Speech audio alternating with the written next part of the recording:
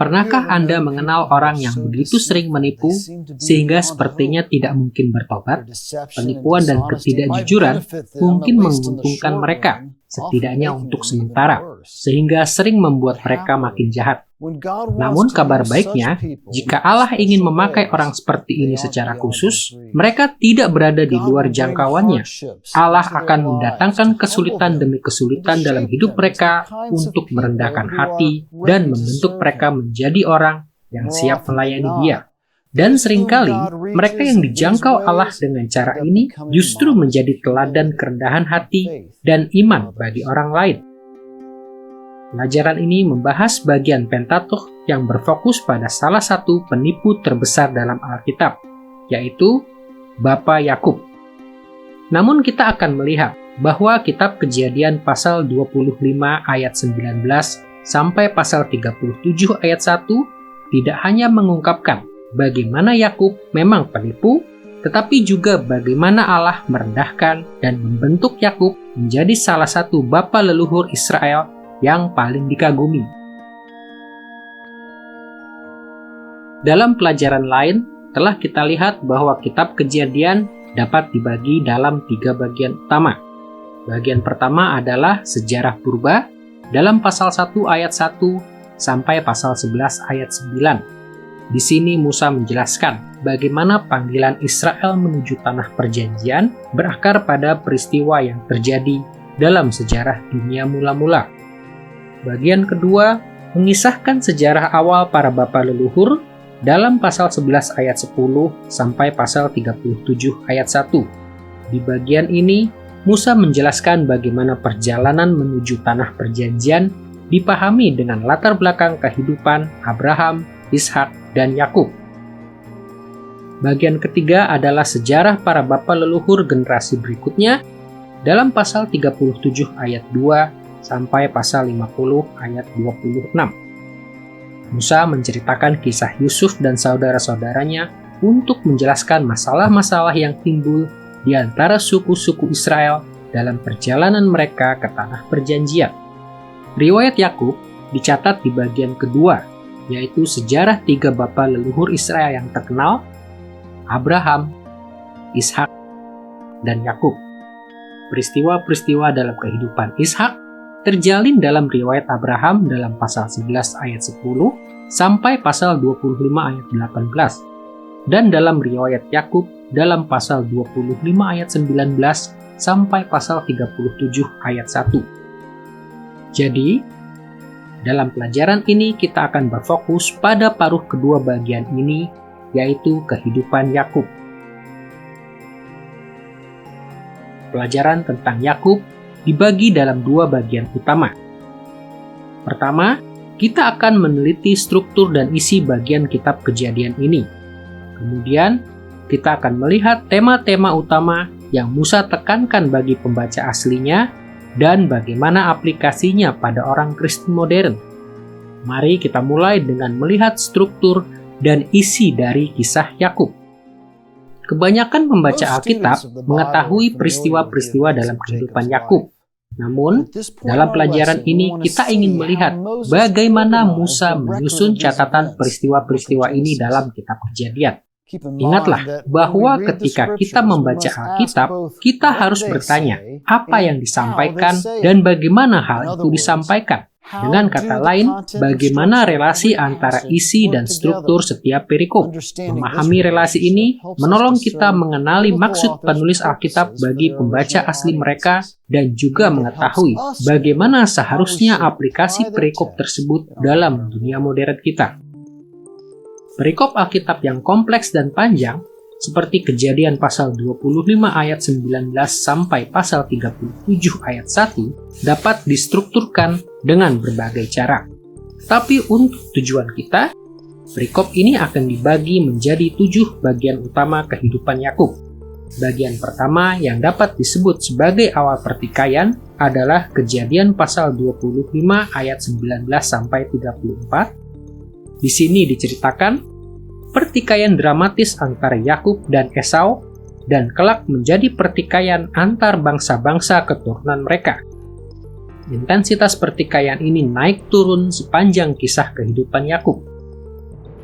Akhir bagian pertama ini ditandai dengan peralihan tokoh utama atau protagonis dari Yakub dan Esau kepada Ishak ayah mereka. Bagian kedua, Kejadian pasal 26 ayat 1 sampai 33 mengisahkan perjumpaan damai Ishak dengan orang-orang Filistin yang diakhiri dengan peralihan kembali kepada kisah Esau dan Yakub sebagai tokoh-tokoh utama. Bagian ketiga menceritakan perpisahan bermusuhan Yakub dan Esau, yaitu Kejadian pasal 26 ayat 34 sampai pasal 28 ayat 22.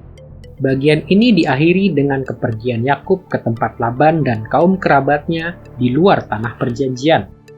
Bagian keempat menceritakan masa hidup Yakub bersama Laban, yaitu dalam pasal 29 ayat 1 sampai pasal 31 ayat 55, yang diakhiri dengan kembalinya Yakub ke tanah perjanjian. Bagian kelima mencatat perpisahan damai Yakub dan Esau setelah Yakub kembali ke tanah perjanjian, yaitu Kejadian pasal 32 ayat 1 sampai pasal 33 ayat 17. Kemudian cerita beralih pada masalah-masalah Yakub dengan orang Kanaan. Bagian keenam berfokus pada pertemuan-pertemuan Yakub dengan orang Kanaan dalam pasal 33 ayat 18 sampai pasal 35 ayat 15. Di akhir bagian ini, fokus beralih pada garis keturunan Yakub.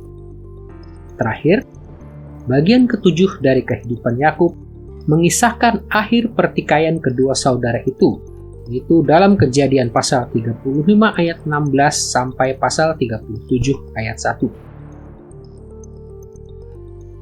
Jumlah penafsir mengamati bahwa struktur hidup Yakub membentuk pola kiasmus, yaitu suatu struktur sastra yang bagian tengahnya diapit di depan dan di belakang oleh bagian-bagian yang saling paralel atau saling mengimbangi.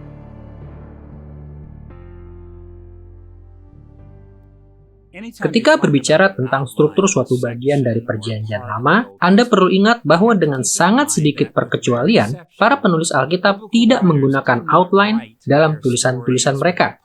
Seolah-olah, sekarang saya menulis bagian pertama, sekarang bagian kedua, sekarang ketiga. Sebaliknya, kita melihat para penafsir mempelajari tulisan-tulisan tersebut untuk menemukan pola-pola yang dapat diidentifikasi. Artinya, setiap outline dihasilkan dengan menggunakan kriteria tertentu untuk menganalisis struktur dan logika tulisan. Jadi, para penafsir akan menghasilkan outline-outline yang berbeda tergantung kriteria yang digunakan. Salah satu kriteria yang dapat Anda gunakan adalah keseimbangan, atau gema, atau cerminan, atau kesejajaran antara bagian-bagian awal dengan bagian-bagian akhir. Tetapi jika Anda menemukan paralel-paralel yang lebih rinci, seperti antara bagian awal dan bagian akhir kisah Yakub, maka Anda akan melihat cukup banyak kesejajaran sehingga dapat disebut kiasmus yang disengaja. Di sini penulisnya seolah-olah berpikir, saya sudah menuliskan dengan cara ini di bagian awal. Kini saya akan menuliskan hal-hal yang berkorelasi dengan bagian awal. Dan dengan menggunakan korelasi-korelasi dalam struktur seperti itu, Anda dapat membandingkan dan mengontraskan bagian-bagian yang berkorelasi tersebut. Metode ini berguna untuk memahami kisah Yakub. Bagian awal kehidupan Yakub berkorelasi dengan bagian yang kemudian. Saat Anda melihat korelasi-korelasi tersebut yang membandingkan hal-hal yang sama maupun hal-hal yang berlawanan muncul bersamaan di berbagai bagian, maka Anda dapat melihat apa yang Musa penulisnya tekankan dalam kedua korelasi tersebut. Perbandingan kesamaan dan kontras merupakan kunci untuk memahami signifikansi kiasmus. Telah kita lihat bahwa bagian pertama kisah Yakub menceritakan awal pertikaian Yakub dan Esau. Bagian ini diimbangi oleh bagian ketujuh dan terakhir, yaitu kisah akhir pertikaian mereka. Kedua bagian ini bukan hanya mengisahkan pertikaian antara Yakub dan Esau, melainkan juga antara bangsa-bangsa keturunan mereka.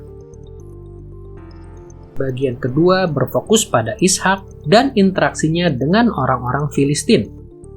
Bagian ini berkorelasi dengan bagian ke-6, yaitu interaksi Yakub dengan orang-orang Kanaan. Kedua bagian ini saling mengimbangi karena sama-sama menggambarkan perjumpaan yang terjadi antara bapak-bapak leluhur tersebut dengan masyarakat-masyarakat lain di Tanah Perjanjian. Bagian ketiga mencatat perpisahan bermusuhan Yakub dan Esau yang diimbangi oleh bagian kelima yang mencatat perpisahan damai mereka. Jelas bahwa kedua bagian ini berfokus pada dinamika dalam zaman ketika kedua saudara itu berpisah. Dan bagian terakhir, bagian keempat, mengisahkan masa Yakub saat tinggal bersama Laban. Bagian ini berdiri sendiri sebagai pusat atau engsel dari struktur kiasmus dan merupakan titik balik drama hidup Yakub. Sambil mengingat desain simetris yang mendominasi kisah ini, kita akan meneliti isi tulisan Musa dengan cara mencari kesamaan dan kontras antara setiap pasang bagian. Untuk memudahkan, kita akan mulai dari dua bagian paling luar, lalu bergerak ke tengah. Mari kita lihat lebih dulu awal pertikaian kedua saudara dalam Kejadian pasal 25 ayat 19 sampai 34.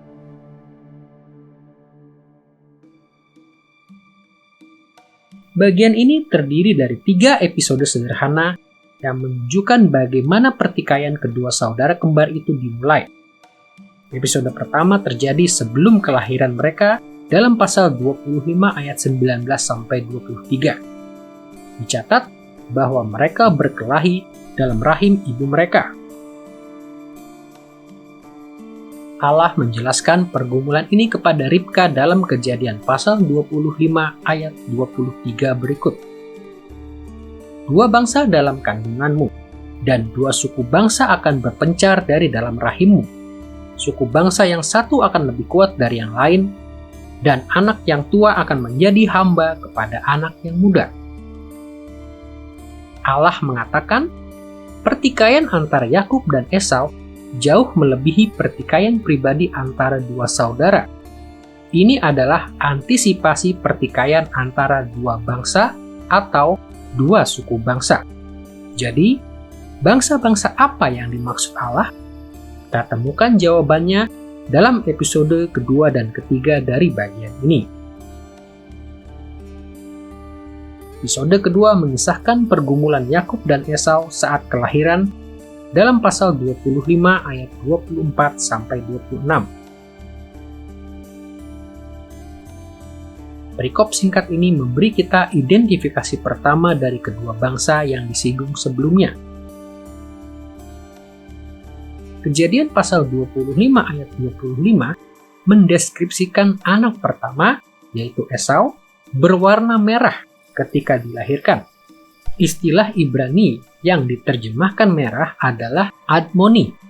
Terminologi ini menggambarkan permainan kata yang halus karena berasal dari akar kata Ibrani yang sama dengan kata Edom.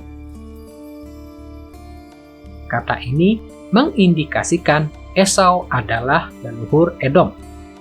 Dan kita membaca tentang bangsa kedua dalam Kejadian pasal 25 ayat 26, yaitu anak kedua dinamai Yakub yang terkenal sebagai bapa bangsa Israel.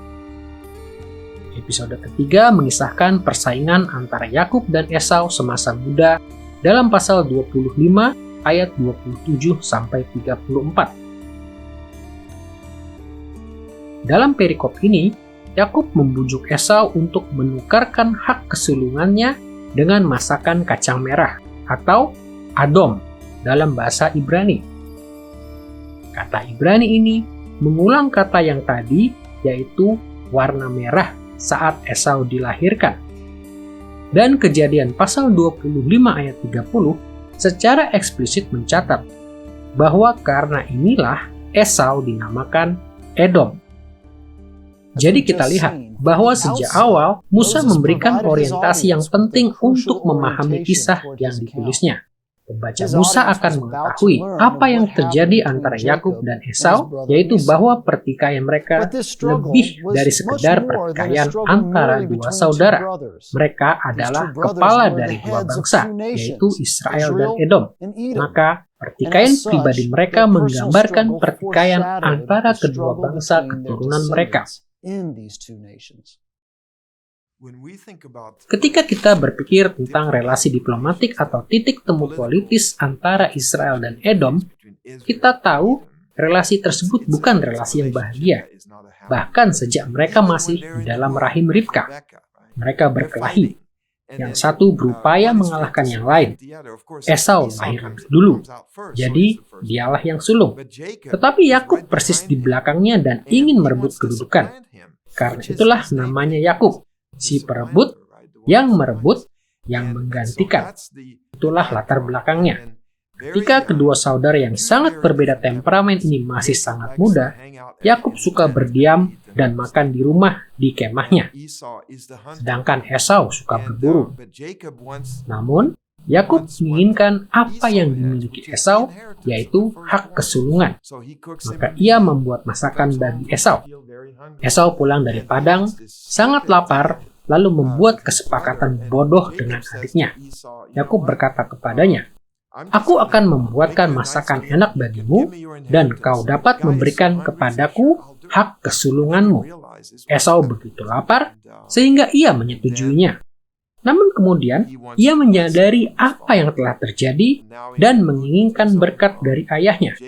Yakub bersekongkol dengan ibunya dan berpura-pura sebagai Esau. Esau adalah laki-laki maco, badannya berbulu. Maka Yakub mengenakan kulit kambing pada lengannya dan berpura-pura sebagai Esau dan meminta berkat dari bapak keluarga itu. Dan Ishak berkata, "Baiklah, kau akan beroleh berkat." Demikianlah hak waris Esau dicuri. Tentu saja ia dendam kepada Yakub. Maka Yakub harus pergi karena saudaranya hendak membunuhnya. Jadi ini bukan relasi yang baik antara dua saudara. Kemudian, hal ini diperkuat ketika mereka menjadi negara bangsa. Mereka saling membenci. Sejarah membuktikannya.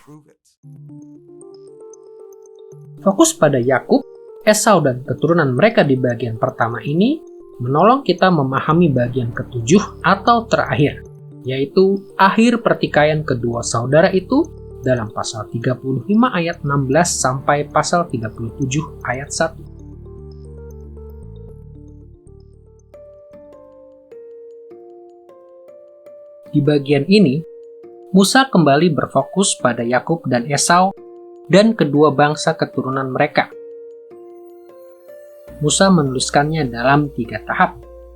Pertama, ia mencatat keturunan Yakub dalam Kejadian pasal 35 ayat 16-26. Bagian ini memaparkan bagaimana keturunan Yakub membentuk bangsa Israel dan juga memuat catatan singkat tentang Benyamin dan Ruben, dan diakhiri dengan daftar bapak-bapak ke-12 suku Israel.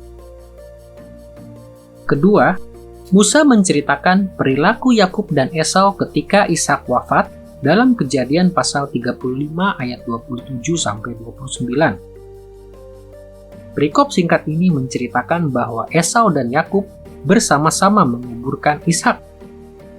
Catatan ini mengharukan jika kita ingat bahwa dalam Kejadian pasal 27 ayat 41, Esau mengancam akan membunuh Yakub begitu ayah mereka meninggal. Jadi catatan kematian Ishak menunjukkan bahwa pertikaian kedua saudara itu telah berakhir. Ketiga, Musa mencatat keturunan Esau secara terinci dalam Kejadian pasal 36 ayat 1 sampai 43. Kisah ini menggabungkan dua silsilah yang mencatat berbagai segmen keturunan Esau dan diakhiri dengan daftar raja-raja yang memerintah di wilayah Seir.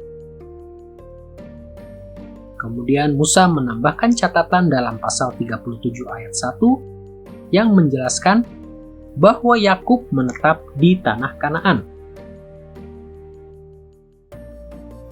Dengan mengakhiri silsilah Esau seperti ini, Musa menunjukkan bahwa meskipun pertikaian antara Yakub dan Esau telah berakhir, kedua saudara itu berpisah. Keturunan Yakub menetap di Kanaan, dan keturunan Esau menetap di Edom.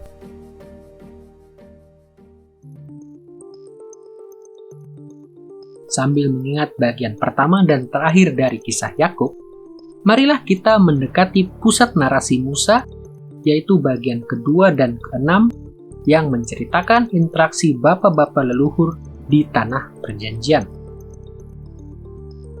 Bagian ini mengontraskan perjumpaan damai Ishak dan orang Filistin dalam Kejadian pasal 26 ayat 1 sampai 33 dengan perseteruan antara Yakub dan orang Kanaan dalam Kejadian pasal 33 ayat 18 sampai pasal 35 ayat 15. Kita akan mulai dengan bagian kedua yang menceritakan Ishak dan perjumpaannya dengan orang Filistin. Banyak penafsir yang kritis menyatakan bahwa penempatan pasal ini tidak sesuai. Kita dapat melihat bahwa bagian ini berfokus pada Ishak, bukan pada Yakub, dan peristiwanya mungkin terjadi sebelum Yakub dan Esau lahir. Tetapi bagian ini sangat penting dalam catatan Musa atas kehidupan Yakub. Perikop ini terdiri dari 2 episode yang berkaitan erat. Episode pertama menceritakan perdamaian awal Ishak dengan orang Filistin dalam pasal 26 ayat 1 sampai 11. Di sini Ishak membohongi raja Filistin Abimelekh sehingga menyangka Ribka adalah saudara Ishak. Setelah mengetahui kebohongan Ishak, Abimelekh mengembalikan Ribka kepada Ishak. Kemudian ia mengizinkan Ishak menetap di wilayah itu dan melarang rakyatnya mengganggu mereka. Episode kedua mencatat perdamaian lanjutan Ishak dengan orang Filistin dalam pasal 26 ayat 12 sampai 33. Di bagian ini Allah memberkati Ishak, tapi banyaknya kawanan kambing, domba, dan ternaknya membuat orang Filistin iri hati. Maka Ishak menghindari kekerasan dengan berpindah-pindah sumur. Episode ini diakhiri dengan Abimelekh mengakui berkat Allah atas Ishak dan mengikat perjanjian damai dengan Ishak di Beersheba. Kisah perdamaian Ishak dengan orang Filistin menekankan fakta bahwa Ishak dan kemudian Yakub, putranya, adalah penerus Abraham. Jika kita bandingkan perikop ini dengan kisah Abraham, kita akan menemukan beberapa kesejajaran. Abraham berurusan dengan seorang raja Filistin yang juga bernama Abimelekh dalam Kejadian pasal 20 ayat 1 sampai 18. Abraham menggali sumur-sumur dan tinggal di antara orang Filistin dalam Kejadian pasal 21 ayat 30 dan 34. Abraham juga mengikat perjanjian dengan orang Filistin di Beersheba dalam Kejadian pasal 21 ayat 22 sampai 34. Musa mencatat semua perbandingan dengan Abraham ini supaya tidak ada keraguan bahwa Allah menyetujui hubungan perdamaian Ishak dengan bangsa Filistin. Ini, kita akan beranjak pada bagian ke-6 kehidupan Yakub yang berfokus pada perjumpaan antara Yakub dengan penduduk Kanaan dalam pasal 33 ayat 18 sampai pasal 35 ayat 15. Konflik Yakub dengan orang Kanaan juga terdiri dari 2 episode yang berkaitan erat. Episode pertama mengisahkan konflik Yakub di Sikhem dalam pasal 33 ayat 18 sampai pasal 34 ayat 31. Ketika Yakub tinggal di antara orang Kanaan, Sikhem anak Hemor memperkosa Dina, putri Yakub. Sebagai balasan atas kekerasan terhadap adik mereka ini, anak-anak Yakub menipu penduduk Sikem sehingga mereka percaya bahwa semua perbuatan mereka akan diampuni jika mau disunat. Tetapi ketika mereka sedang tidak berdaya setelah disunat, Simeon dan Lewi anak-anak Yakub menyerang dan membunuh mereka semua. Setelah itu, Yakub mengutarakan ketakutan bahwa orang Kanaan akan menuntut balas dan membinasakan keluarganya. Meskipun anak-anak Yakub bersikeras bahwa mereka melakukan hal yang benar, kata-kata terakhir Yakub tentang Simeon dan Lewi dalam Kejadian pasal 49 ayat 5-7 mengindikasikan sebaliknya. Dalam episode kedua, Yakub menerima jaminan Allah secara dramatis di Betel dalam Kejadian pasal 35 ayat 1-15. Dalam pasal 35 ayat 2-4, Yakub menguduskan diri dan segenap keluarganya bagi Allah dalam persiapan mendirikan mezbah di Betel. Hasilnya, kedahsyatan dari Allah meliputi penduduk Kanaan dan mereka tidak mengejar Yakub. Kemudian, setelah Yakub mendirikan mezbah di Betel, Allah berbicara kepadanya dan meyakinkan bahwa dialah penerus ayahnya. Kita melihat ini terutama dalam perkataan Allah dalam pasal 35 ayat 10-12 yang paralel dengan perkataannya kepada Ishak dalam pasal 26 ayat 3-4. Episode ini diakhiri dengan ucapan syukur Yakub untuk berkat ini. Dan seperti bagian kedua, kita melihat beberapa kesejajaran antara Abraham dan Yakub dalam pasal-pasal ini. Dalam Kejadian pasal 33 ayat 20, Yakub mendirikan mezbah bagi Tuhan di Sikem, seperti yang dilakukan Abraham sebelumnya dalam Kejadian pasal 12 ayat 7. Selanjutnya, dalam pasal 35 ayat 6-7, Yakub pindah dari Sikem ke Betel dan mendirikan mezbah di sana seperti yang dilakukan Abraham dalam Kejadian pasal 12 ayat 8. Sama dengan bagian kedua, korelasi positif dengan Abraham ini menunjukkan bahwa Allah menyetujui konflik Yakub dengan penduduk Kanaan.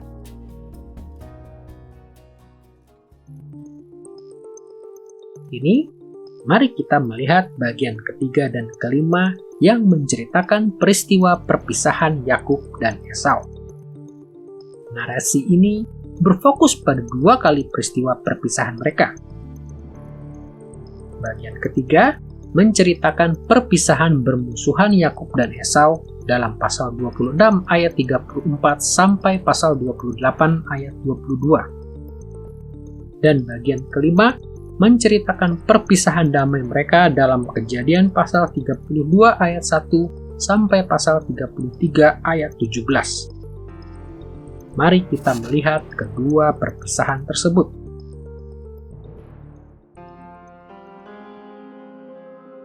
Bagian ini berfokus pada 4 kisah tentang Esau dan Yakub yang dikisahkan bergantian untuk menunjukkan kompleksitas moral dari peristiwa-peristiwa tersebut.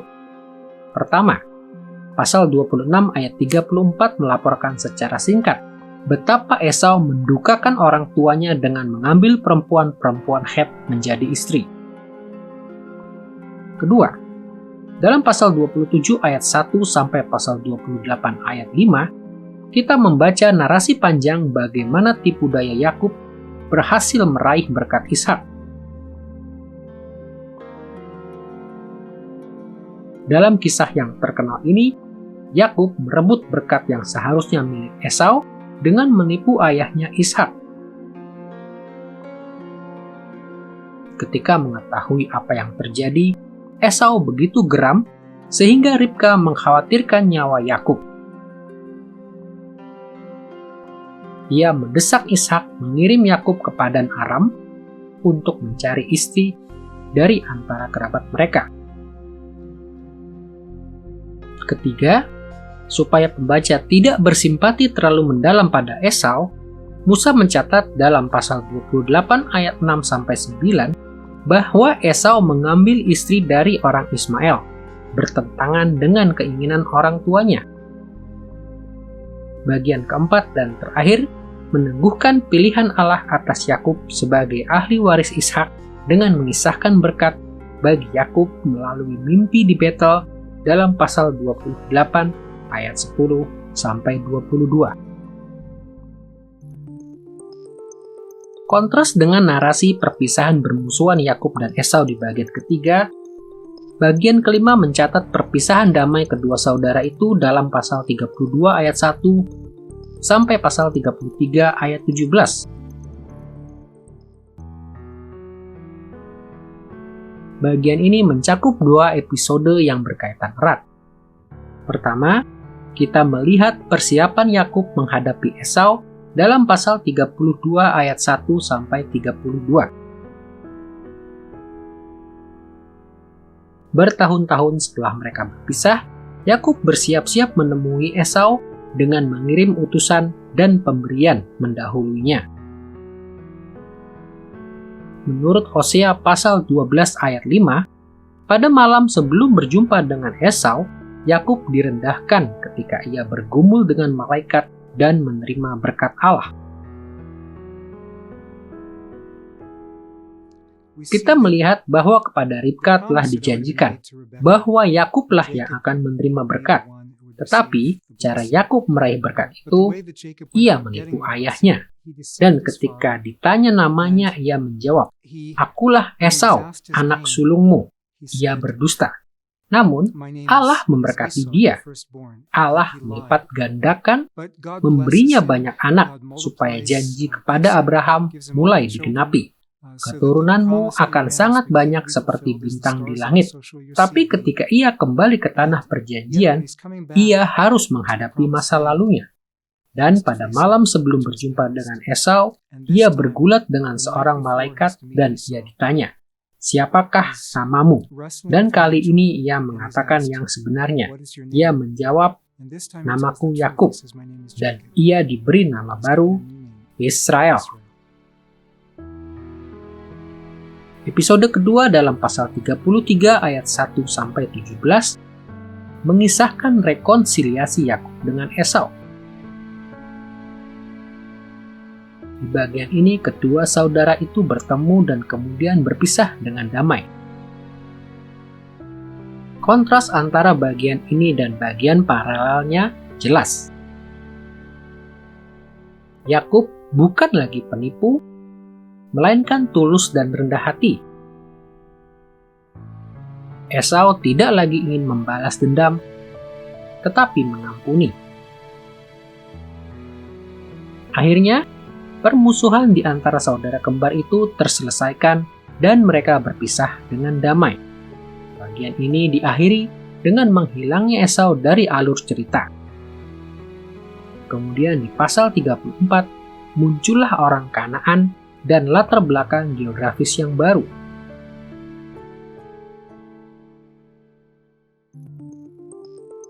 Semua ini membawa kita ke bagian keempat, bagian poros, yaitu masa Yakub bersama Laban dalam Kejadian pasal 29 ayat 1 sampai pasal 31 ayat 55. Masa Yakub bersama Laban dibagi dalam 5 bagian utama.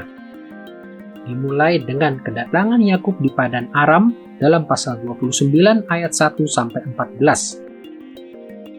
Kemudian Laban menipu Yakub ketika menikahkan putri-putrinya dengan Yakub dalam pasal 29 ayat 14 sampai 30.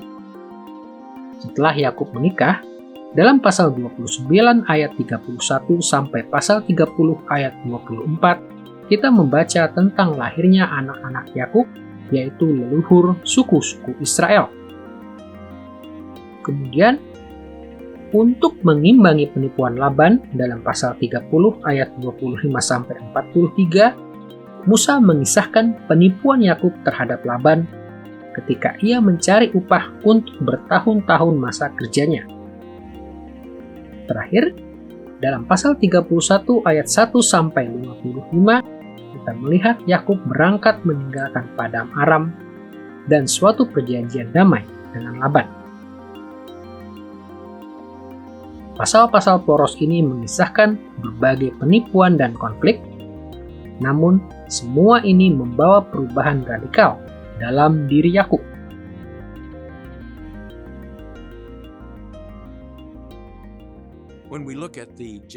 Jika kita membaca kisah Yakub dalam Kejadian pasal 25 sampai pasal 37, tampak serangkaian perubahan yang mengesankan dalam hidupnya.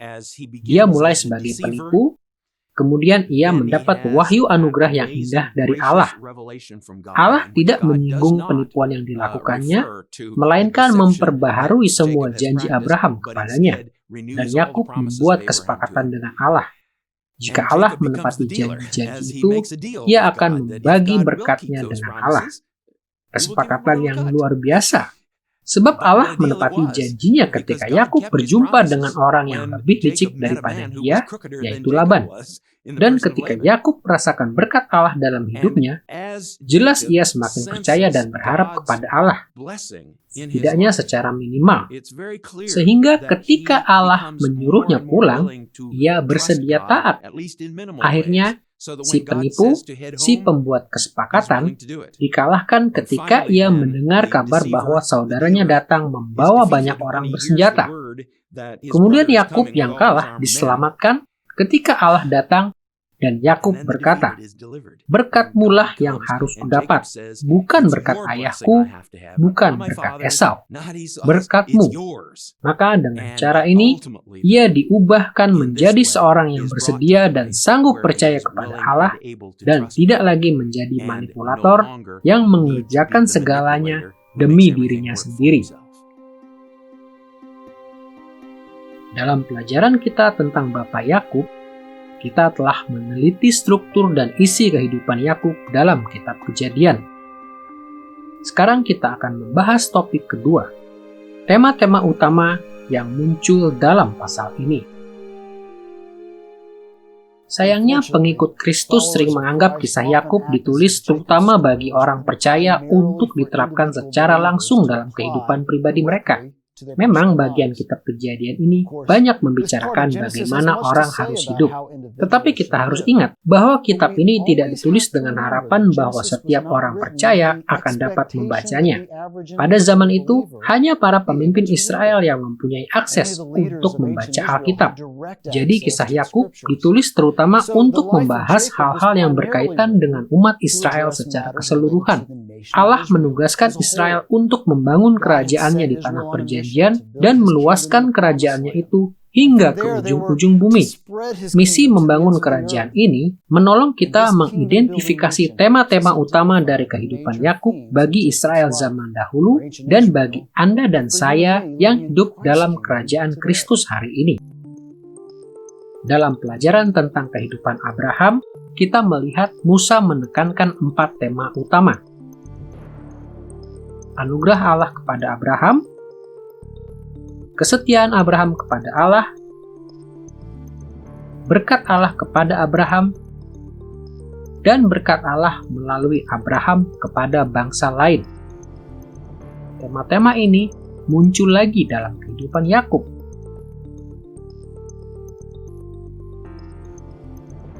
Karena itu kita akan melihat bagaimana kisah Yakub menekankan keempat tema ini. Pertama, kita akan membicarakan anugerah Allah bagi Israel. Kedua, syarat kesetiaan Israel kepada Allah. Ketiga, berkat Allah bagi Israel. Dan keempat, ciri terpenting dari pasal-pasal ini, yaitu berkat Allah melalui Israel kepada bangsa lain. Kita mulai dengan anugerah Allah bagi Israel. Kita akan menelusuri tema anugerah Allah dalam 2 cara. Di satu sisi, kita akan melihat bahwa tema ini adalah fokus dari makna asali tulisan Musa. Dampak apa yang ia inginkan pada pembacanya, bangsa Israel zaman dahulu. Di sisi lain, kita akan melihat bagaimana tema anugerah ilahi seharusnya berdampak dalam kehidupan modern kita berdasarkan bagian kitab Kejadian ini. Mari kita lihat makna asali Musa. Secara umum, untuk mengajar umat Israel tentang anugerah Allah dalam kehidupan mereka sendiri, Musa menekankan anugerah ilahi dalam kehidupan Yakub dalam 3 cara. Pertama, Musa mencatat bagaimana Allah menunjukkan anugerah kepada Yakub di masa lalu, bahkan sebelum ia lahir.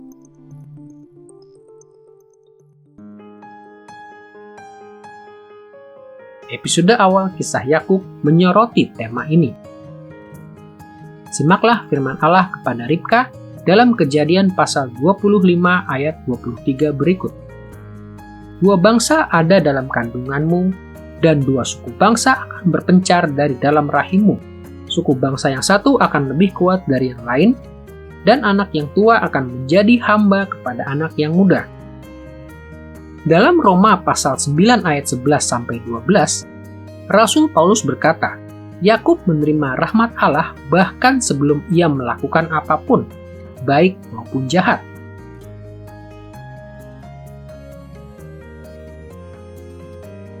Demikian pula, pilihan Allah atas suku-suku Israel yang mengikuti Musa ke tanah perjanjian didasarkan pada rahmat Allah di masa lalu.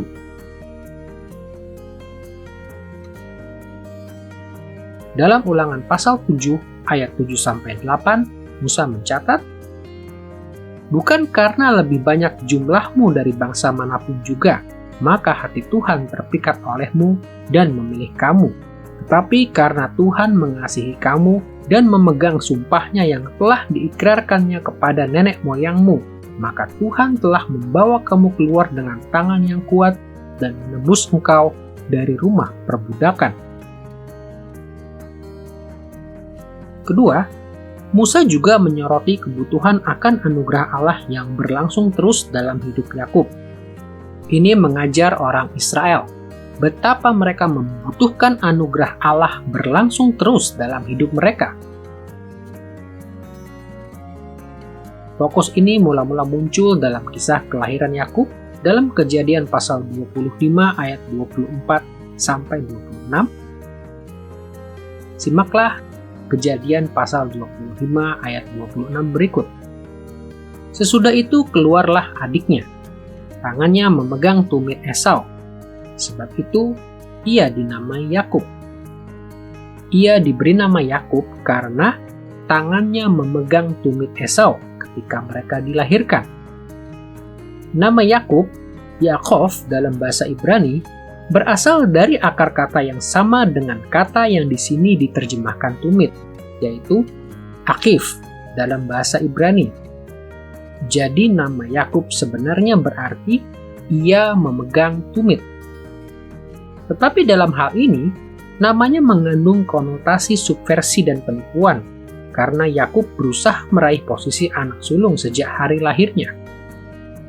Bahkan dapat kita katakan, arti nama Yakub adalah penipu.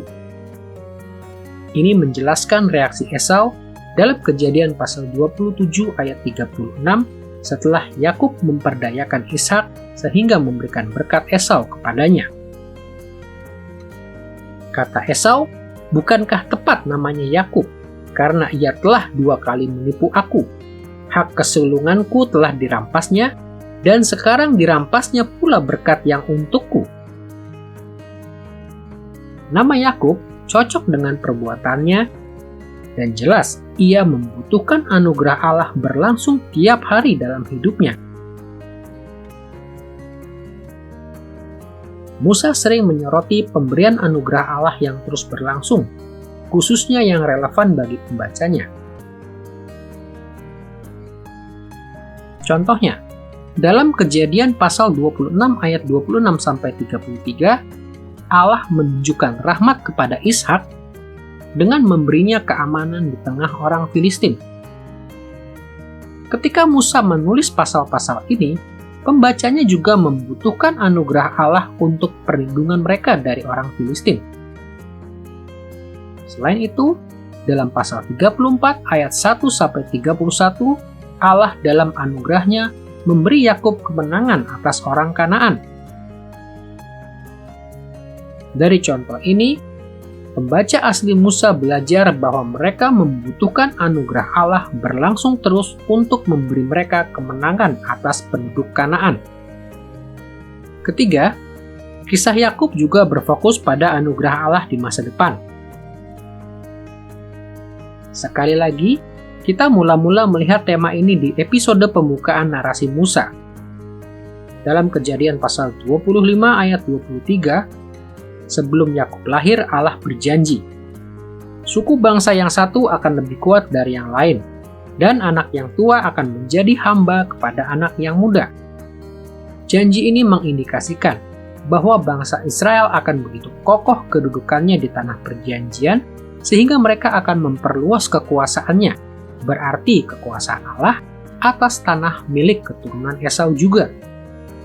Dan janji masa depan ini khususnya relevan bagi pembaca Musa ketika mereka berurusan dengan orang Edom. Allah memberikan sejumlah janji masa depan lain dalam kisah kehidupan Yakub.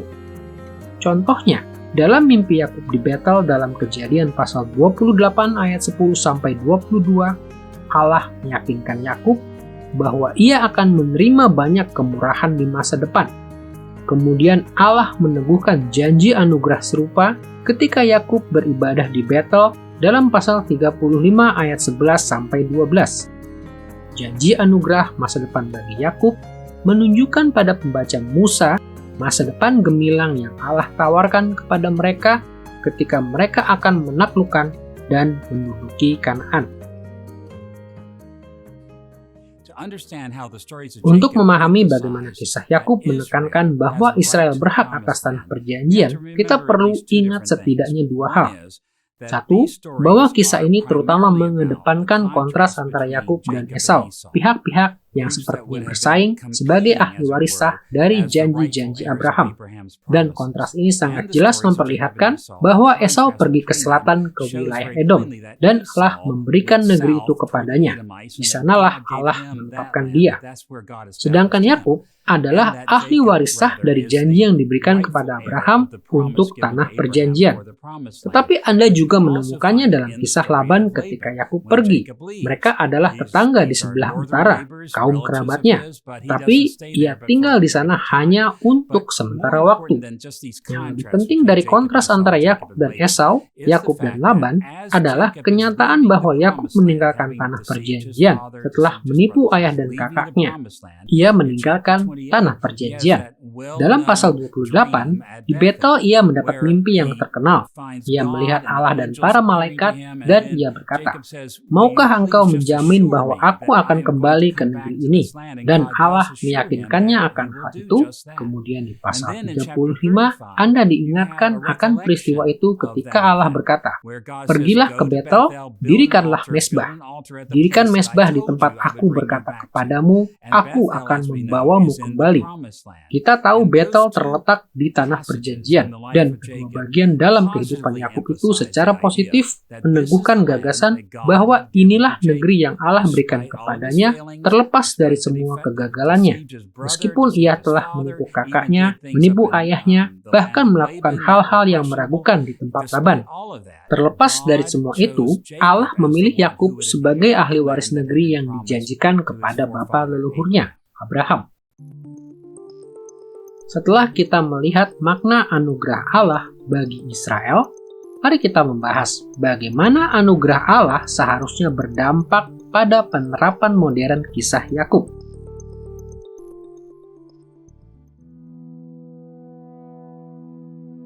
Ada banyak cara untuk menerapkan tema anugerah Allah dalam kehidupan kita sebagai pengikut Kristus.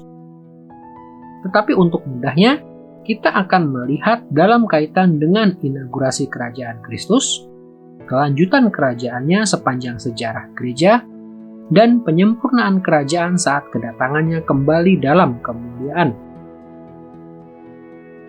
Ketiga tahap kerajaan Kristus ini menggambarkan cara perjanjian baru mengajar pengikut Kristus untuk menemukan anugerah Allah masa lalu, masa kini, dan masa depan dalam hidup mereka. Pertama, sebagai pengikut Kristus, ketika kita melihat anugerah masa lalu dalam hidup Yakub, Kita harus ingat bagaimana Allah mengungkapkan anugerah masa lalu kepada kita, khususnya dalam inaugurasi kerajaannya dalam Kristus.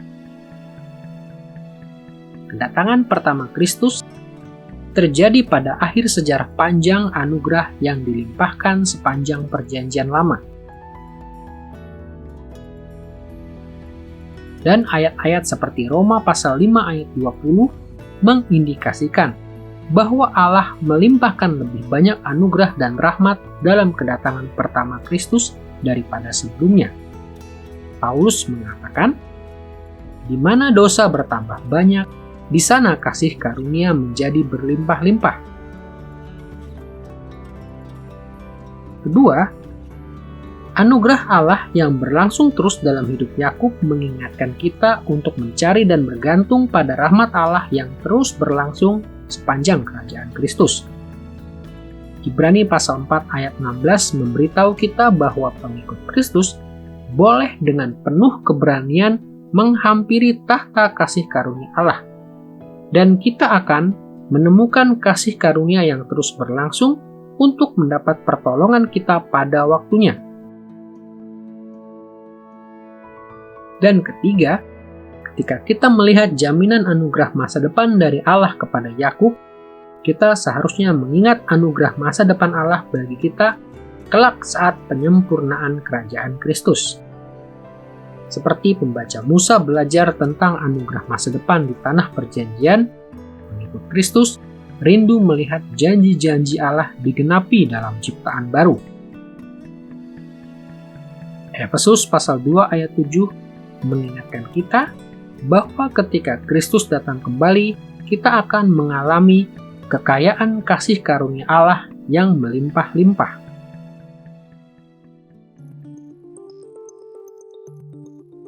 Setelah membahas tema anugerah Allah bagi Israel, maka kita akan melihat tema utama kedua, yaitu syarat kesetiaan Israel kepada Allah.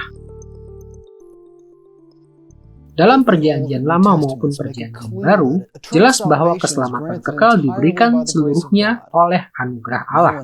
Tidak seorang pun dapat meraih keselamatan oleh perbuatan. Namun Alkitab juga menjelaskan bahwa ketika orang menerima anugerah keselamatan Allah, Roh Allah mulai mengubah mereka dan mereka berusaha menaati perintah Allah, terdorong oleh rasa syukur yang tulus atas rahmat Allah yang melimpah. Inilah buah Roh Allah di dalam kita. Ketika kita melihat tema kesetiaan kepada Allah dalam hidup Yakub, kita harus selalu ingat pada pandangan dasar teologis ini. Kita akan melihat kesetiaan Israel kepada Allah sebagai satu aspek dari makna asali tulisan Musa dan kemudian memikirkan penerapan modern tema ini. Mari kita lihat lebih dahulu makna asali tulisan Musa.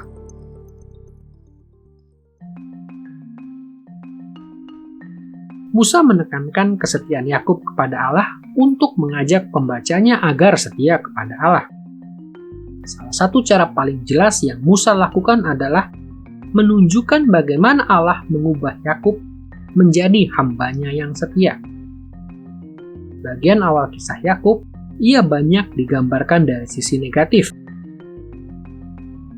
Kisah kelahiran Yakub menggambarkan ia memegang tumit kakaknya, yaitu berusaha meraih kedudukan anak sulung.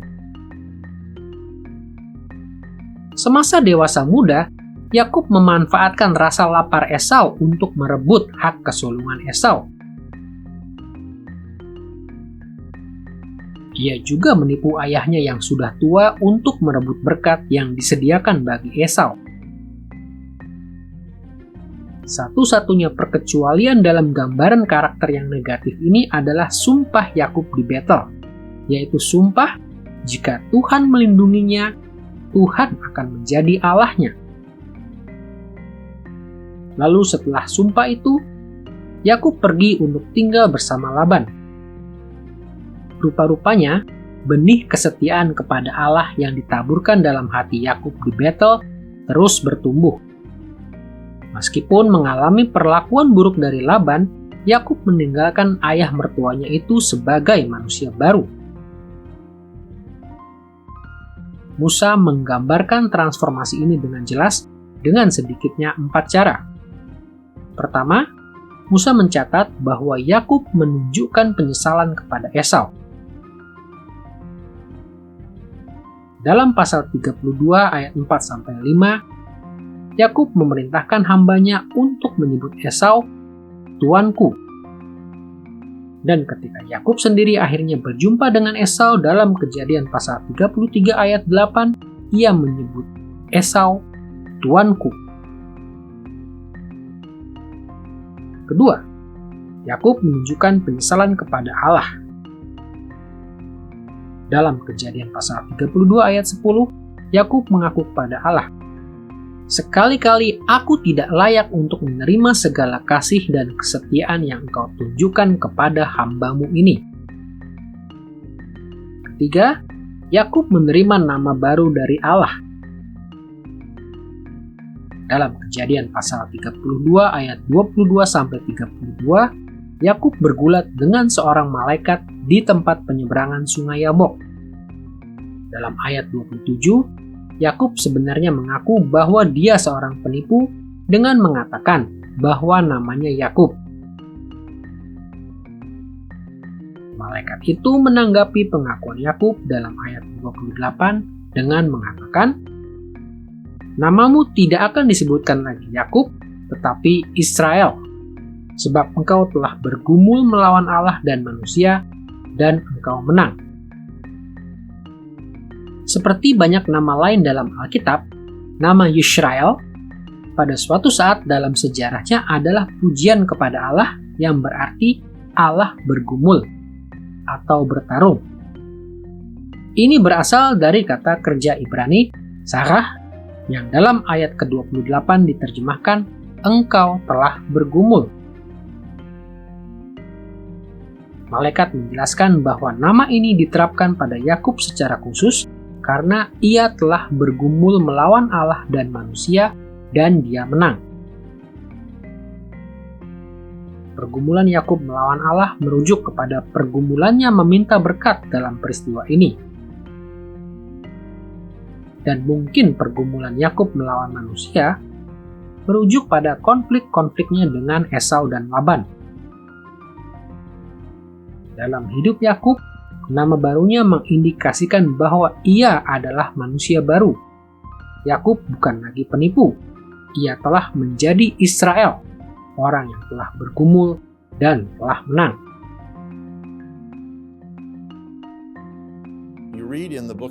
Anda membaca dalam kitab Kejadian kisah yang menarik ketika nama Yakub diganti oleh Allah menjadi Israel. Yakub telah bergulat dengan malaikat dan menyadari bahwa malaikat itu mewakili Allah. Ia adalah malaikat Allah. Yakub menyadari bahwa Allah mempunyai rencana khusus baginya. Allah memperhatikan dia, melawat dia, memiliki maksud baginya yang amat sangat signifikan. Maka namanya diubah. Umat Israel zaman dahulu tidak memberi nama bayi sebelum dilahirkan. Tidak merancang nama sebelum kelahiran. Mereka tidak berkata, jika anak laki-laki, kita akan memberinya nama ini, dan jika anak perempuan, nama itu. Namun mereka menunggu semacam pertanda, suatu isyarat, suatu indikasi. Inilah yang terjadi pada Yakub. Karena pada saat kelahirannya, ketika keluar dari rahim, ia memegang tumit Esau kakaknya, maka ia diberi nama Yaakov, yang dalam bahasa Ibrani berarti pemegang tumit atau orang yang hina. Dan ia menyandang nama itu sepanjang hidup. Tetapi ia mengawali hidup baru ketika Allah menjumpai dia. Ketika Allah memegang Yakub dan memberinya pengertian akan maksud hidupnya yang sebenarnya, yaitu bahwa ia akan menjadi bapa suatu bangsa secara lebih langsung daripada Ishak ayahnya atau Abraham kakeknya. Jadi perubahan dari Yakub ke Israel adalah hal yang sangat indah dan kita menghargai peran Allah di sini ketika ia memanggil bapa bangsa Israel untuk beribadah kepadanya dan menurunkan anak-anak yang akan Allah pakai untuk membentuk umatnya yang pertama di bumi. Nama baru Yakub ini sangat besar maknanya bagi pembaca Musa. Israel adalah nama nasional ke-12 suku yang dipimpin Musa dari Mesir menuju ke tanah perjanjian. Ketika mereka mendengar nama baru bapa leluhurnya sebagai hamba Allah yang setia, mereka diingatkan bahwa sebagai Israel, mereka dipanggil untuk bergumul dan menang seperti Yakub. Gambaran positif keempat dari Yakub setelah meninggalkan Laban adalah ibadahnya yang tulus ketika ia kembali ke Betel. Sesuai janji setianya kepada Allah di Betel dalam Kejadian pasal 28 ayat 20-21, Yakub mendirikan mezbah dan sujud menyembah Tuhan dengan tulus di Betel dalam Kejadian pasal 35 ayat 3. Cerita Musa tentang transformasi Yakub mempunyai dua implikasi penting bagi pembacanya. Ia menampilkan ketidaksetiaan Yakub karena pembacanya perlu menyadari betapa seringnya mereka tidak setia kepada Allah. Tetapi ia juga menampilkan transformasi Yakub menjadi hamba Allah yang setia untuk mendorong pembacanya meniru kesetiaan Yakub. Seperti pembaca Musa perlu bergantung pada anugerah Allah, mereka juga perlu berkomitmen untuk setia beribadah kepada Allah ketika menghadapi tantangan-tantangan kehidupan di tanah perjanjian. Setelah kita melihat tema kesetiaan Israel kepada Allah dalam makna asali Musa, kita akan melihat tema ini sebagai satu aspek penerapan modern dari kehidupan Yakub.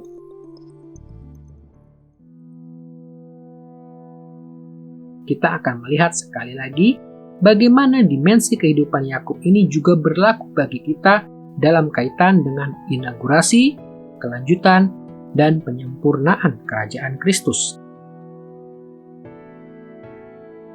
Pertama, setiap kali kisah kehidupan Yakub mengingatkan akan tanggung jawab kita untuk setia kepada Allah, kita perlu ingat bahwa Kristus telah menggenapi seluruh tuntutan kebenaran dalam inaugurasi kerajaannya. Ibrani pasal 4 ayat 15 mengatakan, Kristus dicobai sama seperti kita, tetapi tidak pernah berbuat dosa. Bahkan, Kristus begitu setia kepada perintah Allah sehingga ia rela mati di salib di bawah penghukuman Allah untuk menggantikan semua orang yang percaya kepadanya. Dan kebenarannya yang sempurna kini diimputasikan kepada kita melalui iman.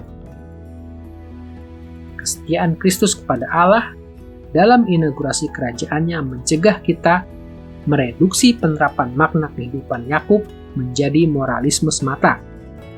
Lakukan ini, jangan lakukan itu. Setiap implikasi moral dari kehidupan Yakub harus dipandang terutama dalam kaitan dengan penggenapan kebenaran oleh Kristus bagi kita. Kedua, ketika kita melihat tema kesetiaan dalam kisah Yakub, kita menemukan panduan untuk kesetiaan kita sendiri kepada Kristus. Selama kelanjutan kerajaan Kristus, kehidupan Yakub tetap memanggil kita untuk memikirkan kesetiaan kita kepada Allah. Kita diingatkan pada Ibrani pasal 12 ayat 1-2 yang mendorong kita untuk meniru kesetiaan orang-orang yang telah mendahului kita, termasuk Yakub. Ketiga, setiap segi kisah Yakub yang mensyaratkan kesetiaan manusia seharusnya mendorong hati kita untuk setia kepada Kristus sampai pada penyempurnaan kerajaan Allah. Tema kesetiaan mengingatkan kita bahwa kita yang mengikut Kristus kelak akan diubahkan menjadi hamba-hamba Allah yang setia, yang disempurnakan. Dikatakan dalam 1 Yohanes pasal 3 ayat 2, ketika Kristus datang kembali, kita akan menjadi sama seperti Dia.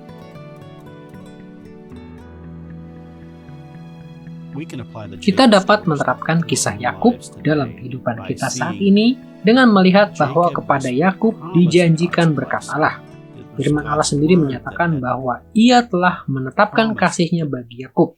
Namun, Yakub menghabiskan sebagian besar hidupnya dalam berupaya meraih dengan menghalalkan segala macam cara apa yang Allah telah janjikan kepadanya. Kita sering melakukan hal yang sama. Kita berusaha meraih apa yang telah Allah janjikan, kadang dengan segala cara, berusaha meraih yang telah diberikannya kepada kita dalam Kristus. Ayat Perjanjian Baru yang paling tepat mengutarakannya adalah Roma pasal 8 ayat 32. Ia yang tidak menyayangkan anaknya sendiri, bagaimanakah mungkin Ia tidak mengaruniakan segala sesuatu kepada kita bersama-sama dengan Dia? Melalui Kristus, kita dapat mendengar Mazmur pasal 46. Berhentilah bergumul dan ketahuilah bahwa Akulah Allah. Dan saya tambahkan, ketahuilah Ia Allah yang baik dan bermaksud baik kepada anak-anak perjanjiannya. Setelah membahas tema anugerah Allah bagi Israel dan kesetiaan Israel kepada Allah, kita akan beranjak ke tema ketiga di bagian ini, berkat Allah bagi Israel. Kita akan menyelidiki berkat Allah bagi Israel dengan cara sama seperti kita membahas tema-tema lain. Pertama, kita akan memikirkan makna asali Musa, dan kemudian kita akan membahas penerapan modern tema ini. Mari kita mulai dengan makna asali Musa. Hubungan perjanjian Allah dengan umatnya selalu melibatkan berkat atas ketaatan dan kutuk atas ketidaktaatan. Tidak diragukan bahwa Yakub mengalami konsekuensi negatif dari ketidaktaatannya. Misalnya, setelah menipu kakak dan ayahnya, ia harus melarikan diri dan ia juga mengalami masa sulit dari ayah mertuanya, Laban. Namun, Musa jauh lebih menekankan berkat yang Allah berikan kepada Yakub untuk mengingatkan pembacanya bahwa Allah juga memberi mereka banyak berkat. Berkat Allah dalam hidup Yakub dapat dibagi menjadi dua kelompok. Berkat terlepas dari ketidaktaatan Yakub dan berkat sebagai tanggapan atas ketaatan Yakub. Di satu sisi, Yakub diberkati meskipun ia tidak setia. Contohnya, dalam Kejadian pasal 27 ayat 27 sampai 29, ia menerima berkat Allah melalui Ishak meskipun ia memperolehnya dengan menipu Ishak. Yakub juga menerima berkat Allah di Betel dalam pasal 28 ayat 13 sampai 15. Meskipun ia sedang melarikan diri untuk menyelamatkan nyawanya dari Esau. Di sisi lain, dalam kelanjutan kisah Yakub, berkat Allah turun sebagai tanggapan atas kesetiaan Yakub. Contohnya, dalam Kejadian pasal 29 ayat 1 sampai pasal 31 ayat 55, Allah memberkati Yakub dengan keluarga dan kekayaan melalui Laban. Setelah Yakub merendahkan dirinya, Allah memberkati dia melalui Esau dalam Kejadian pasal 32 ayat 1 sampai pasal 33 ayat 17. Demikian pula dalam Kejadian pasal 33 ayat 18 sampai pasal 34 ayat 31, Yakub menerima berkat Allah di Sikhem setelah anak-anaknya bentrok dengan penduduk Kanaan. Allah juga memberkati Yakub di Betel dalam pasal 35 ayat 9 sampai 13 ketika ia berjanji untuk beribadah hanya kepada Allah saja. Musa tahu bahwa bangsa Israel yang mengikut dia ke tanah perjanjian akan menghadapi banyak tantangan dalam perjalanan dan proses penaklukan. Karena itu, dalam perikop ini dan banyak perikop lainnya, Musa berfokus pada berkat Allah bagi Yakub untuk membangkitkan rasa syukur dalam hati pembacanya dan memotivasi mereka untuk terus mencari berkat Allah. Setelah kita mengerti makna asali dalam tema berkat Allah bagi Israel, maka tidak sulit untuk menangkap signifikansi hal ini dalam penerapan modern.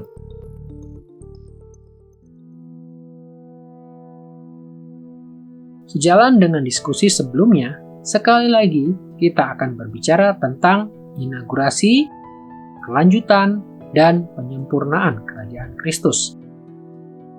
Marilah kita sungguh-sungguh memperhatikan Kristus dalam masa inaugurasi kerajaannya.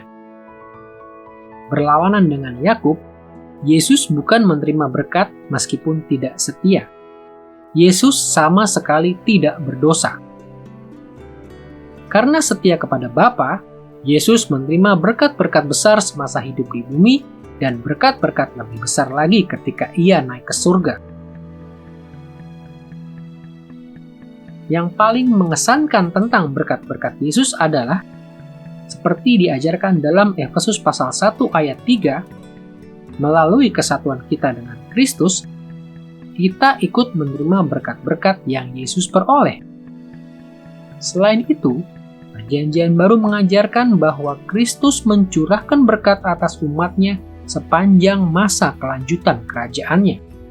Allah memberkati kita seperti Ia memberkati Yakub, yaitu kadang-kadang Ia memberkati kita meskipun kita tidak setia, dan di waktu lainnya Ia memberkati kita sebagai respon atas kesetiaan kita. Hidup memang penuh penyangkalan diri dan penderitaan bagi pengikut Kristus. Namun, 2 Korintus pasal 1 ayat 21-22 dan Efesus pasal 1 ayat 13-14 menjelaskan bahwa Allah telah berjanji untuk memeteraikan setiap kita dengan berkat yang menakjubkan, yaitu Roh Kudus-Nya. Roh Kudus hidup di dalam dan di antara kita sebagai jaminan warisan yang lebih besar lagi di dunia yang akan datang. Jadi, setiap kali kita melihat berkat Allah bagi Yakub dalam kitab Kejadian, kita diingatkan akan berkat-berkat luar biasa besar yang akan kita terima saat penyempurnaan kerajaan Kristus. Matius pasal 25 ayat 34 mengajarkan dengan jelas bahwa ketika Kristus datang kembali, Allah akan menyambut kita ke dalam kerajaan yang telah disediakan bagi kita sejak dunia dijadikan. Setelah membahas tema-tema anugerah Allah bagi Israel, kesetiaan Israel kepada Allah, dan berkat Allah bagi Israel, marilah kita memperhatikan tema keempat, yaitu tema yang paling menonjol dalam catatan Musa tentang kehidupan Yakub, yaitu berkat Allah melalui Israel kepada bangsa-bangsa lain. Kita akan menelusuri tema berkat Allah melalui Israel dalam kaitan dengan makna asali Musa dan kemudian melihat penerapan modern dari tema ini. Kita mulai dengan melihat makna asali Musa.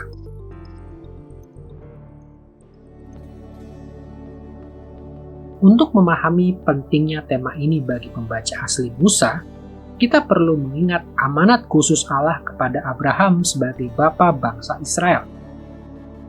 Kisah Abraham dalam Kejadian menjelaskan bahwa Allah memerintahkan umat Israel untuk memimpin penggenapan amanat umat manusia saat diciptakan. Mereka harus bertambah banyak dan memenuhi bumi dengan gambar-gambar Allah yang benar. Dan salah satu caranya adalah dengan membawa berkat-berkat Allah bagi bangsa-bangsa lain di seluruh bumi. Dalam Kejadian pasal 12 ayat 2-3, Allah berfirman kepada Abraham, "Engkau akan menjadi berkat.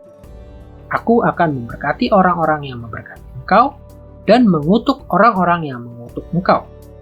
Dan olehmu, semua kaum di muka bumi akan mendapat berkat." Perhatikanlah bahwa Allah memanggil Abraham untuk membawa berkat kerajaan Allah kepada semua kaum di muka bumi. Tetapi perhatikan bahwa meskipun berkat Allah akan dibawa ke seluruh bumi, tidak setiap orang akan diberkati. Allah berfirman, "Aku akan memberkati orang-orang yang memberkati engkau dan mengutuk orang-orang yang mengutuk engkau." Dengan kata lain, ada orang yang akan menolak upaya Israel dan ada yang akan menerimanya. Dan Allah berjanji untuk memberkati dan mengutuk orang berdasarkan hal itu. Menariknya, berkat dan kutuk yang Allah ungkapkan kepada Abraham ini diulang kepada Yakub dalam Kejadian pasal 27 ayat 29 ketika Ishak memberkati Yakub. Siapa yang mengutuk engkau, terkutuklah ia, dan siapa yang memberkati engkau, diberkatilah ia. Dalam menuliskan kisah hidup Yakub, Musa seringkali menyoroti bagaimana Yakub berinteraksi dengan berbagai bangsa di zamannya. Mereka ini adalah nenek moyang bangsa-bangsa yang berinteraksi dengan umat Israel di zaman Musa. Dengan cara ini, Musa mengajar Israel bagaimana menghadapi kelompok ini atau itu. Haruskah mereka berperang? Atau haruskah mereka berdamai? Contohnya, kisah tentang Yakub menghadapi dua kelompok bangsa di wilayah Tanah Perjanjian. Di satu sisi, bagian ke-6 mengisahkan perjumpaan Yakub dengan orang Kanaan dalam pasal 33 ayat 18 sampai pasal 35 ayat 15. Dalam Kejadian pasal 15 ayat 16, Allah menjelaskan bahwa Ia tidak akan membawa Israel keluar dari Mesir sebelum genap kedurjanaan orang Amori, nama lain untuk orang Kanaan.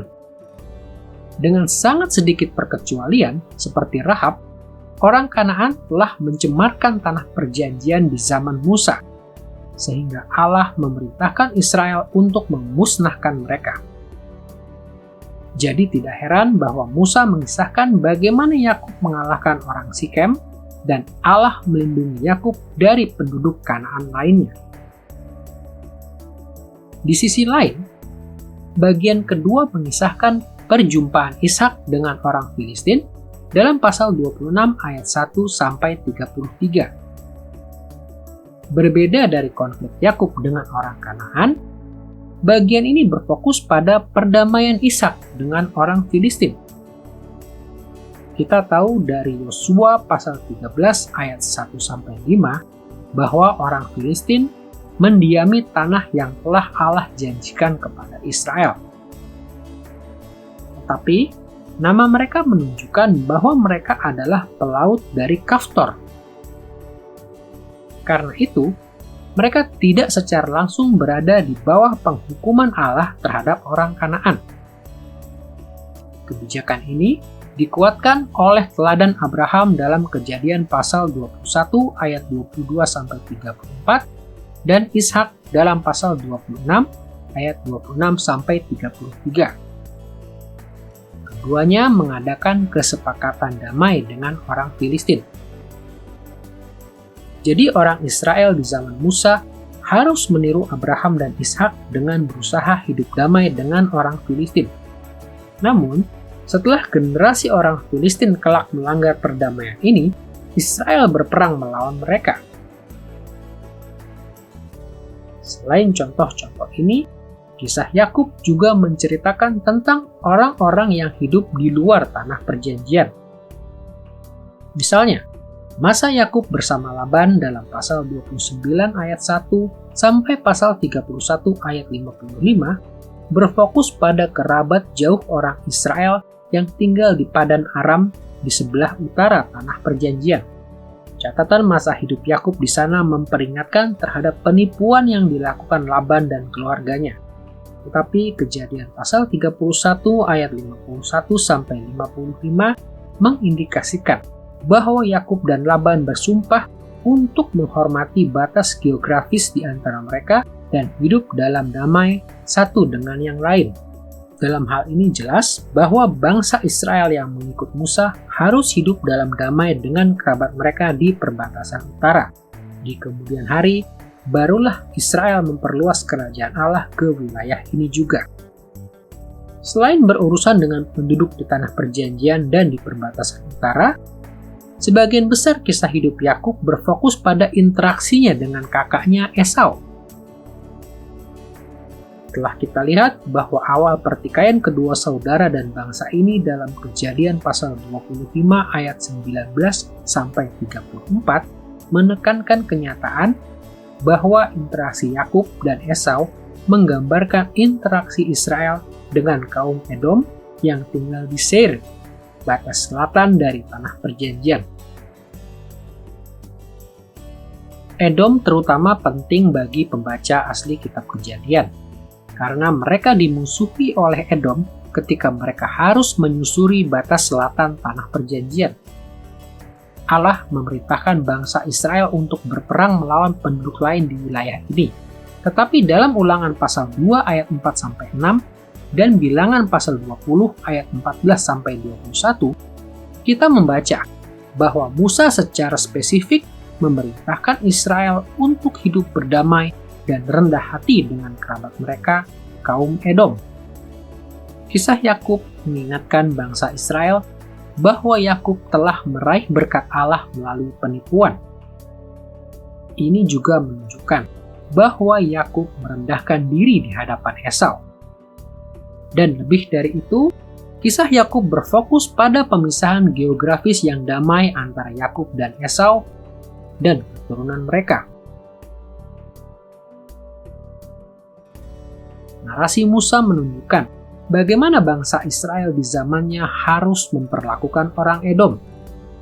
Jauh di kemudian hari, ketika orang Edom mulai mengganggu Israel, barulah orang Israel berperang melawan mereka.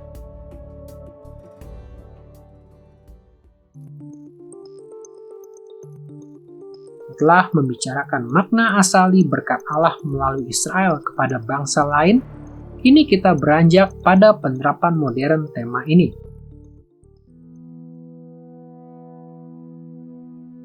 Tema ini banyak implikasinya atas hidup kita, tetapi untuk mudahnya, kita akan sekali lagi berfokus pada 3 fase kerajaan Kristus. Pertama, di masa inaugurasi kerajaannya, Yesus, Raja Israel, datang menawarkan berkat Allah kepada semua orang di muka bumi. Perikop seperti Yohanes pasal 12 ayat 47-48 mengatakan bahwa pada kedatangannya pertama kali, Yesus datang untuk mengalahkan iblis dan pasukan setannya. Tetapi ia juga datang membawa tawaran damai kepada setiap bangsa di bumi. Yesus dan para rasul dan nabinya mengalami perlawanan. Tapi mereka dengan sabar menawarkan rekonsiliasi dengan Allah melalui pemberitaan Injil. Mereka juga memperingatkan akan penghakiman Allah pada hari terakhir atas orang-orang yang menolak Injil.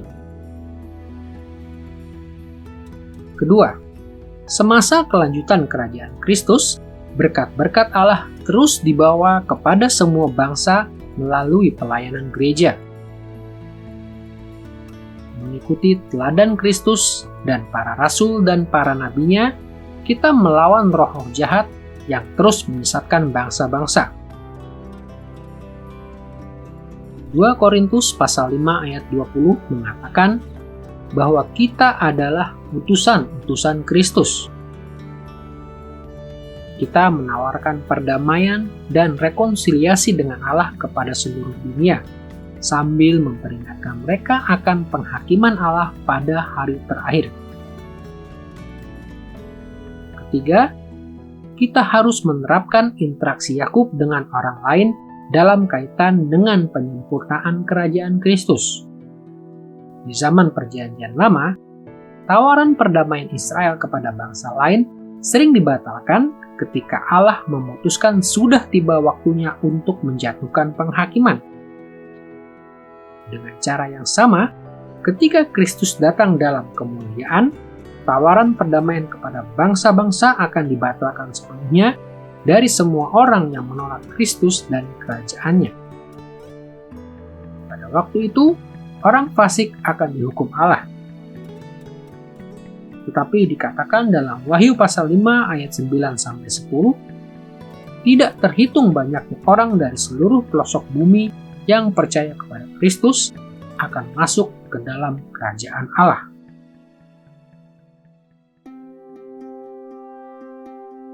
Kita telah menelusuri tulisan Musa tentang kehidupan Bapak Yakub dalam kitab Kejadian.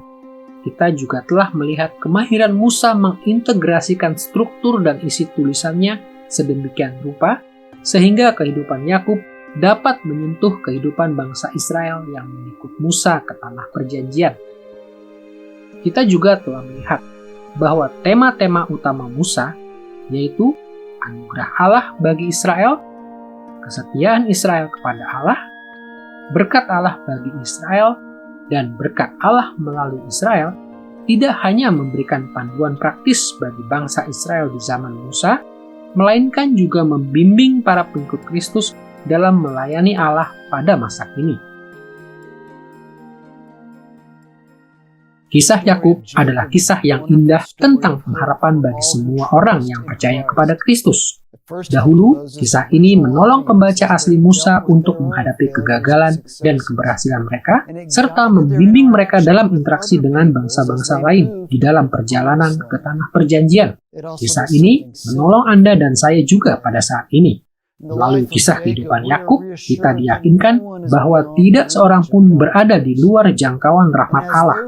Dan sebagai umat yang dipersatukan dengan Kristus, meskipun kegagalan kita banyak, kita dapat belajar dari Yakub bagaimana membawa berkat-berkat kerajaan Allah ke seluruh dunia sampai Kristus datang kembali dalam kemuliaannya.